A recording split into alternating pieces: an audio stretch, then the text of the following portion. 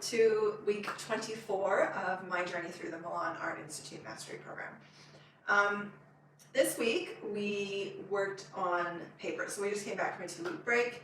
We're still working on paper, which I'm kind of getting sick of working on paper, and at this scale. I like to bounce back and forth between working on paper on a small scale and then working big on canvas. But anyway, okay, so we did abstracts this week, and we created 2. So this is one.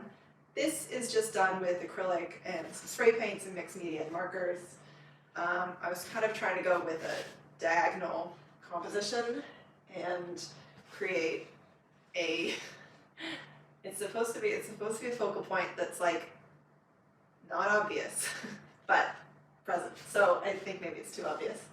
But I was trying to create like more detail and more contrast in that area to make it the focal point. And this one is still wet. This one I went over the top with oils, and it's got some real darks and some light lights and some textures and details. Abstracts are not really my strong suit, so I've kind of approached these in 2 different ways.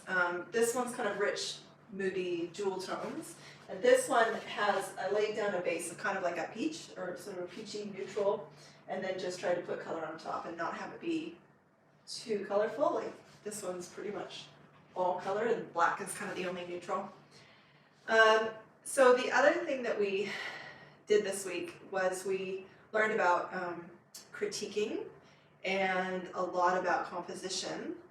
And so Ellie's given us like a critiquing checklist of like what to look for. And as I'm going through this program every week on my iPad, I've got a list, and I kind of keep track of what processes I enjoyed, what materials I enjoyed working with, and if I liked how the artwork came out. So I've added to that list for me to reflect after every piece the critiquing checklist, and it includes things like line and variation and composition. Is your composition good? Do you have variation in size and scale and line and stuff like that? But one of the things that really got to me, and I've been to art school for 4 years. I studied sculpture mostly, so doing it for painting is a little bit different, but I did drawing. So I understand a bit about composition and tangent edges and moving the eye around. But what we never talked about in art school, and what Elliot said, is that each painting should have 5 levels of depth. So it should have like the foreground, the middle ground, the background, and then like kind of the 2 layers in between. And she said, a lot of people do this and that. And it's like, your subject is like kind of a flat object in the front, and then your background is like a flat object in the back. And I'm like, oh yeah, that's me. Okay, yeah, I do that. So that was a bit overwhelming. So I need to work on that. And then the other thing that she talked about was there's like, it needs to look good at 3 feet and have sort of detail that sucks people in. It needs to look good at 15 feet. And have enough contrast to get people to come closer to it, and then it needs to look good at 30 feet, which like my whole house is like I have to put the painting at one end of the house and walk to the other end to look at it to get 30 feet between me and the painting. And so that was a whole other thing that I hadn't really thought of and I hadn't been thinking about. So there was a lot on this critiquing checklist that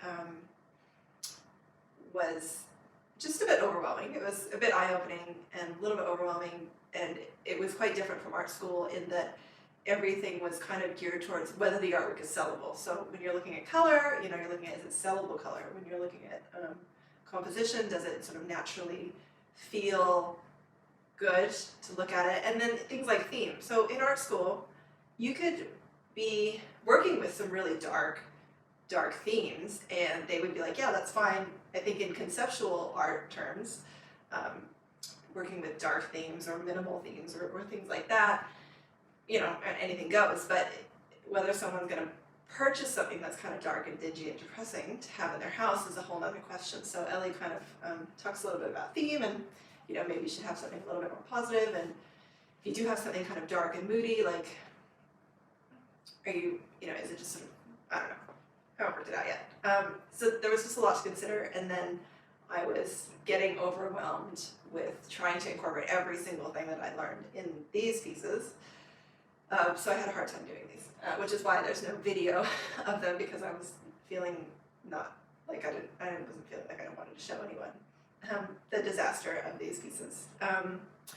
So that's this week, and I think the approach for me, at least, to improve my work is going to be to try and pick like one aspect of this critiquing checklist to try and improve for one painting, and not try and like do everything better in one single painting, because that's just going to get me overwhelmed and I'm not going to enjoy it anymore. So that is, this week was a bit of an eye-opener, and I watched the videos like 3 times to try and make sure that I like understood what was going on. And that's it. That's week 24, and we're almost halfway through. So if you enjoyed this video and you want to see where this goes, you can always follow me on social media, subscribe to my YouTube channel, or follow my blog, which is on my website, and there'll be links around somewhere. All right, enjoy. Have a good week.